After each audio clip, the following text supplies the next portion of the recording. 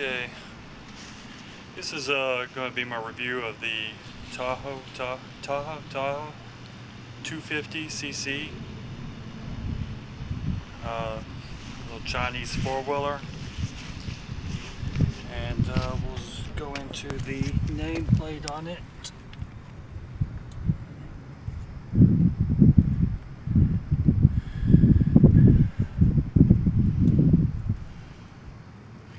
This is advertised as a 250cc, and I think it's pretty close. The engine displacement, if you see it there, says 230cc. But we've had this now over a year. This is the second one. The first one was a 125cc. Which my 13-year-old, or 14-year-old has since outgrown, but he has rather enjoyed this little thing. My complaints on it would be the metal. The metal is really light gauge. And you see the back rack is missing. I have to re-weld that to put the back rack back on, because there's a where it screws in that actually broke off. So I'm going to re-weld that. And also you see this little chain cover here. There's a guard that goes over this chain right here. That piece broke. I know it's a really cheap part from TaoTao, but just haven't replaced it yet.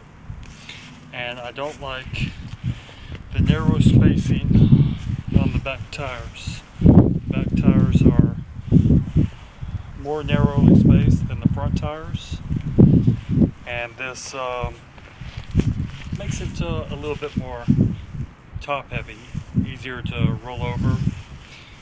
We did replace this sprocket from a 15 tooth to a 13 tooth, and now if you actually accelerate in first, you can lift up the front tires a bit, which is all a 14-year-old needs. Also on the back, there was a tail light back here, but it broke. And we haven't replaced it yet, but you'll see the wires where it terminates at.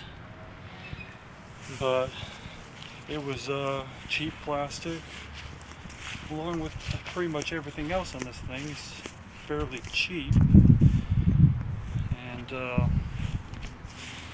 but you get what you pay for. It's a $1,000 four-wheeler. I can buy about 4 of these for standard price, standard Yamaha. Let's go ahead and start it up.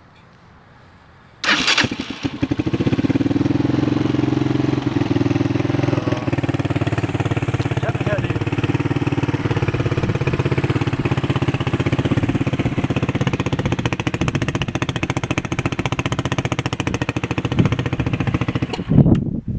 Oh, it died.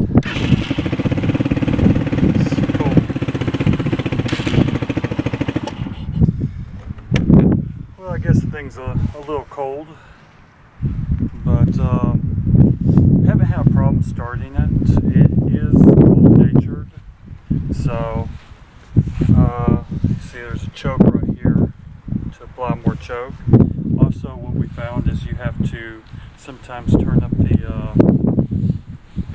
RPM of the engine while it's cold to allow for it to warm up and not die on you. There's a little adjustment screw there.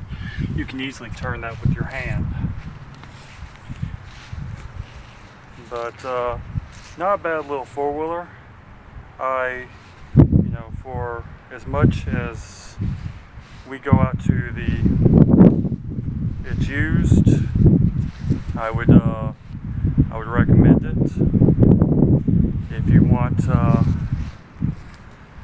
if you constantly use your four-wheeler, I'm talking a ranch or something like that, I would actually go for something with a little bit more quality control. Like I said, the metal on this is not the greatest, and they're, you know, the shocks I think are more for looks than anything. They're really firm, so it doesn't give you a lot of wheel travel when you're riding, so it can be fairly rough. Thank you for watching. Bye.